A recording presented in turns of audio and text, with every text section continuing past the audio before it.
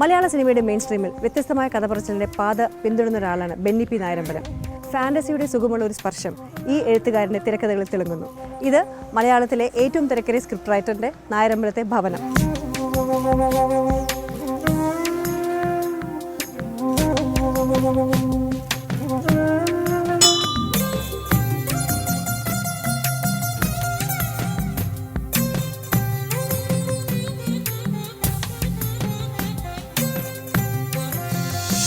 ലോലിപോപ്പിൽ നിന്ന് തുടങ്ങാം. അപ്പോൾ എങ്ങനെയാണ് ഇപ്പോഴത്തെ ഒരു മാനസികാവസ്ഥ ലോലിപോപ്പിന് ശേഷം? കേരളത്തിൽ മൊത്തം നല്ല അഭിപ്രായങ്ങൾ കിട്ടിക്കൊണ്ടിരിക്കുകയാണ്. യൂത്തിന് ഇഷ്ടപ്പെടുന്നുണ്ട്. ഒപ്പം തന്നെ ഞങ്ങൾക്ക് ഏറ്റവും സന്തോഷം എന്ന് പറഞ്ഞാൽ ഫാമിലി ഓഡിയൻസിന് വളരെ ഇഷ്ടപ്പെടുന്നുണ്ട്. സ്ത്രീകൾക്കും കുട്ടികൾക്കും എല്ലാം ചിത്രം ഇഷ്ടപ്പെടുന്നുണ്ടെന്ന് ഒത്തിരി സ്ത്രീകൾ വിളിച്ചു പറഞ്ഞു. അപ്പോൾ അത് എല്ലാത്തരം പ്രേക്ഷകർക്ക് ഇഷ്ടപ്പെടുന്നു എന്ന് പറയുന്നത് ഞങ്ങൾക്ക് വളരെയധികം സന്തോഷമുള്ള വിഷയമാണ്. ഇതിൻ്റെ ഒരു ത്രെഡ് എവിടെ നിന്നായിരുന്നു? ഇങ്ങനെ എൻ്റെ വളരെ ഒരു ക്ലോസ് ഫ്രണ്ട് ഉണ്ട്, രാമകൃഷ്ണൻ എന്ന് പറയും, ആലപ്പുഴയുള്ള. അപ്പോൾ ഒരിക്കൽ ഞാൻ രാമകൃഷ്ണനെ വിളിക്കുമ്പോൾ രാമകൃഷ്ണൻ പറയുന്നത്, ഞങ്ങൾ അടിച്ചു പൊളിച്ചുകൊണ്ടിരിക്കുകയാണ് കുട്ടിക്കാനത്ത് എന്ന് പറഞ്ഞു. അപ്പോൾ ഞാൻ വെച്ചു, ആരാണ് ഫ്രണ്ട്സ് ഉണ്ടോ കൂടെ എന്ന് വെച്ച്. ഇപ്പോൾ പറഞ്ഞ ഫ്രണ്ട്സ് ഇല്ല, പെങ്ങളുണ്ട് കൂടെ എന്ന് പറഞ്ഞു. അപ്പോൾ ആങ്ങളെയും പെങ്ങളും മാത്രമായിട്ട് ഒരു ടൂറ് പോയിട്ട് അവർ അടിച്ചു പൊളിച്ച് നടക്കുന്നു എന്ന് പറഞ്ഞപ്പോൾ എനിക്ക് ഒരു സ്ട്രൈക്ക് ചെയ്ത് കേട്ടോ. അപ്പോൾ ഞാൻ പറഞ്ഞു, അല്ല ഫ്രണ്ട്സ് ഒന്നുമില്ല. ഫ്രണ്ട്സ് ഒന്നുമില്ല, ഞങ്ങൾ എവിടെ പോയാലും ഞാൻ സിസ്റ്ററെ വിളിച്ചിട്ടേ പോവുള്ളൂ, ഞങ്ങളെപ്പോഴും ഇങ്ങനെ പല സ്ഥലങ്ങളിൽ യാത്ര ചെയ്യാറുണ്ടെന്ന് പറഞ്ഞു. അപ്പോൾ എനിക്ക് അതൊരു പുതിയൊരു ഫീൽ, എനിക്ക് ഒരു സ്പാർക്ക് അപ്പോഴാണ് എനിക്ക് വരുന്നത്. അപ്പോൾ അങ്ങനെ ഒരു ഡിഫറെൻ്റ് ആയിട്ടുള്ള റിലേഷൻഷിപ്പ്, ബ്രദർ സിസ്റ്റർ റിലേഷൻഷിപ്പ് നമ്മൾ ഒത്തിരി കണ്ടിട്ടുണ്ട്. പക്ഷേ ഫ്രണ്ട്സിനെ പോലെയുള്ള ബ്രദർ സിസ്റ്റർ, അങ്ങനെയാണ് എൻ്റെ ആദ്യത്തെ സ്പാർക്ക് വീഴുന്നത്. പിന്നെ അതിൻ്റെ ഒരു ബേസിലൂടെ ചിന്തിച്ചു കഴിഞ്ഞപ്പോൾ അവരുടെ റിലേഷൻഷിപ്പിലേക്ക് ഒരു പ്രോബ്ലമായിട്ട് പ്രണയം കടന്നു വന്നാൽ എന്തായിരിക്കും എന്നുള്ള ചിന്തയിലൂടെയാണ് ഇങ്ങനെയുള്ള ഒരു കഥയിലേക്ക്. പക്ഷെ അതിലൊരു റിസ്ക് ഉണ്ടാവില്ലേ? കാരണം കേരളത്തിൽ എന്ന് പറഞ്ഞാൽ നമ്മുടെ ആംഗ്ലം മേങ്ങളും കൂടിയിട്ട് ഇങ്ങനത്തെ ഒരു ഫ്രണ്ട്സ് റിലേഷൻഷിപ്പ് ബേസിക്കലി കേരളത്തിൽ നമ്മളൊരു കുറച്ചുകൂടി എന്താ പറയുക കൺവെൻഷണൽ അല്ലെങ്കിൽ ജീവിക്കുന്ന ആൾക്കാരില്ല. നമ്മൾ ഇപ്പോഴത്തെ ജനറേഷനെ ശ്രദ്ധിച്ച് വാച്ച് ചെയ്ത് കഴിഞ്ഞാൽ ഒബ്സർവ് ചെയ്താൽ കാണാൻ പറ്റും. കാരണം ഇപ്പോഴത്തെ ജനറേഷനിൽ ബ്രദർ സിസ്റ്റർ എന്ന് പറഞ്ഞാൽ വളരെ തിക്ക് ഫ്രണ്ട്സ് ആണ് അവര്. ആങ്ങളെ പെങ്ങള് ചേട്ടാ എടാ പോടാന്നുള്ള വിളിയും അതല്ല, ഇവര് തമ്മിൽ ഫ്രണ്ട്സിനെ പോലെയാണ് ബിഹേവ്. അവരുടെ കാര്യങ്ങൾ പരസ്പരം അങ്ങോട്ടും ഇങ്ങോട്ടും കമ്മ്യൂണിക്കേറ്റ് ചെയ്യുക.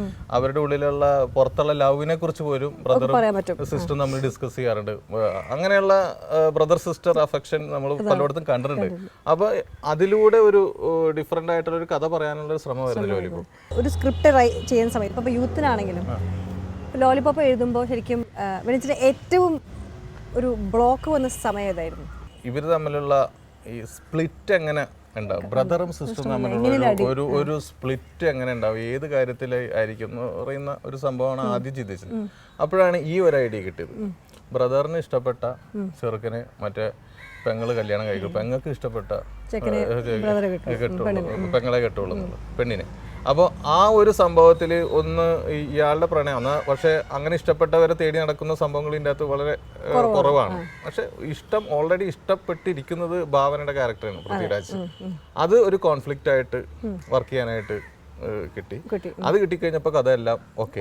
ആ കോൺഫ്ലിക്റ്റ് കിട്ടാനായിട്ട് ഇത്തിരി താമസം ഉണ്ടായിരുന്നു. അത് കിട്ടിക്കഴിഞ്ഞപ്പോൾ എല്ലാം പിന്നീട് അങ്ങനെ സ്മൂത്ത് ആയിട്ടായിരുന്നു പോകുന്നത്. താങ്കളുടെ ഒരു എല്ലാ സിനിമകളും നോക്കിയാലും അപ്രതീക്ഷിതമായ സ്ഥലത്ത് താങ്കൾ ഒരു ടേൺ വയ്ക്കും, ഒരു ബോംബ് എവിടെയെങ്കിലും ഇടും. ഇതിലും ഉണ്ട്. ഇപ്പൊ കുഞ്ചാക്കോ ബോബൻ പറയുന്ന ഡയലോഗ് നമ്മൾ ഒരിക്കലും പ്രതീക്ഷിക്കാത്ത ഡയലോഗാണ്. അതെന്ന് പറഞ്ഞാൽ ഒരു നാടകത്തിന്റെ ബാക്ക്ഗ്രൗണ്ടിൽ നിന്ന് കിട്ടിയ ഒരു എക്സ്പീരിയൻസ് ആണ്. കാരണം ഒരു നാടകം എപ്പോഴും നാടകം ഡയലോഗ് മീഡിയാണ്, കൂടുതൽ ഡയലോഗിനാണ് പ്രാധാന്യം. വിഷ്വൽ എന്ന് പറയുന്നത് സെക്കൻഡറി ആണ് നാടകത്തിൽ. കാരണം ഒരു സ്റ്റേജിൽ മാത്രം ഒരു 10 അടി സ്റ്റേജ് കഴിഞ്ഞ് കഴിഞ്ഞാൽ പിന്നെ വിഷ്വൽ എല്ലാം വളരെ പരിമിതമാണ്. അഭിനയത്തിന്റെ ഡയലോഗിലൂടെയാണ് എല്ലാം കൺവേ ചെയ്യുന്നത്, അഭിനയമായാലും ഇമോഷൻ ആയാലും എല്ലാം. അപ്പോൾ ആ നാടകത്തിന്റെ ബാക്ക്ഗ്രൗണ്ടിൽ എന്ന് പറഞ്ഞാൽ അപ്പോൾ ഇതുപോലെയുള്ള വാക്കുകളിലൂടെ സംഭവങ്ങൾ കടന്നു പോവുകയും ഇടയ്ക്കൊരു ബോംബിടുകയും ചെയ്യേണ്ട ആവശ്യമുണ്ട് നാടകത്തിൽ. അതാണ് അവിടെ നാടകത്തിലെ കോൺഫ്ലിക്റ്റ്. അപ്പൊ ആ ഒരു പരിചയം, ഒരു 43 നാടകം എഴുതിയിട്ടുള്ള ഒരു പരിചയത്തിന്റെ പുറത്ത് എനിക്ക് അങ്ങനെ അത് തിരക്കഥ എഴുതുമ്പോഴും അങ്ങനെ ദൈവഭാഗ്യം കൊണ്ട് കിട്ടാറുണ്ട്. നാടകത്തിന്റെ ബാക്ക്ഗ്രൗണ്ടിൽ ഞാൻ ചെയ്തത് ഒന്ന് ആകാശഗംഗ, പിന്നെ കുഞ്ഞിക്കൂനൻ, ചാന്തുപൊട്ട് താങ്കൾ തന്നെ അഭിനയിച്ചതല്ലേ? ചാന്തുപൊട്ട് നാടകത്തിൽ ഞാനായിരുന്നു അഭിനയിച്ചത്. അപ്പോൾ അങ്ങനെ പ്രധാന നാടകങ്ങൾ അതായിരുന്നു. അത് നാടകത്തിന്റെ ഫോർമാറ്റിൽ നിന്ന് സിനിമയിലേക്ക് മാറ്റുമ്പോൾ കുറെ മാറ്റങ്ങൾ വരുത്താറുണ്ട്. ആ മാറ്റങ്ങൾ മാത്രമേ ഉള്ളൂ. പക്ഷെ ബേസ് കഥ നാടകത്തിന്റെ കഥ തന്നെയായിരുന്നു ഈ മൂവി. ഈ നാടകം എഴുതി അല്ലെങ്കിൽ നാടകരചന പിന്നെ തിരക്കഥാകൃത്തിലേക്ക് പോകുമ്പോൾ, സിനിമയുടെ ഒരു പശ്ചാത്തലത്തിലേക്ക് പോകുമ്പോൾ കുറേ കോംപ്രമൈസ് വേണ്ടി വരും അല്ലേ ആസ് എ റൈറ്ററായിട്ട്? അപ്പോൾ അതെങ്ങനെ ആദ്യമൊക്കെ? ആക്ച്വലി കോംപ്രമൈസ് അല്ല, കുറച്ചും കൂടി സ്വാതന്ത്ര്യം കിട്ടുകയാണ് ചെയ്യുന്നത്.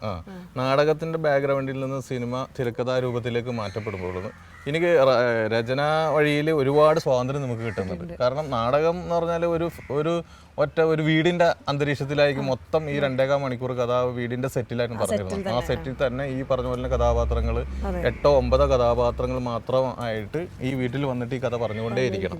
ഇപ്പൊ ഈ ചാന്തുപൊട്ടിന്റെ കഥ തന്നെ എടുക്കാം. അത് കടപ്പുറത്തിന്റെ ബാക്ക്ഗ്രൗണ്ടിൽ 2 കുടിലുകളായിരുന്നു നാടകത്തിൽ.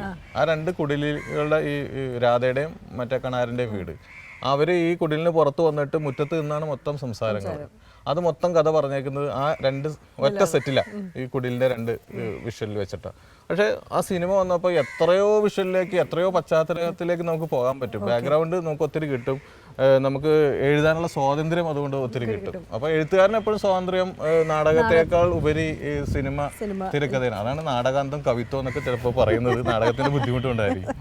പക്ഷേ ചിലപ്പോൾ ചില നാടകങ്ങളിൽ കിട്ടുന്ന ഒരു സ്വാതന്ത്ര്യമല്ല, ഒരു സുഖമുണ്ടല്ലോ, അത് ഭയങ്കരമായിട്ട് ആൾക്കാരെ ആക്സെപ്റ്റ് ചെയ്ത് സിനിമയിലേക്ക് വരുമ്പോൾ അത് അത്രയ്ക്ക് അങ്ങോട്ട് ആൾക്കാർക്ക് പിടിച്ചിട്ടില്ല എന്നുള്ള അങ്ങനെ വല്ല 2 രീതിയിലാണ്. നാടകം എന്ന് പറഞ്ഞാൽ സ്ട്രെയിറ്റ് നമുക്ക് ഇൻസ്റ്റന്റ് ആയിട്ട് അപ്പം തന്നെ അറിയാൻ പറ്റും.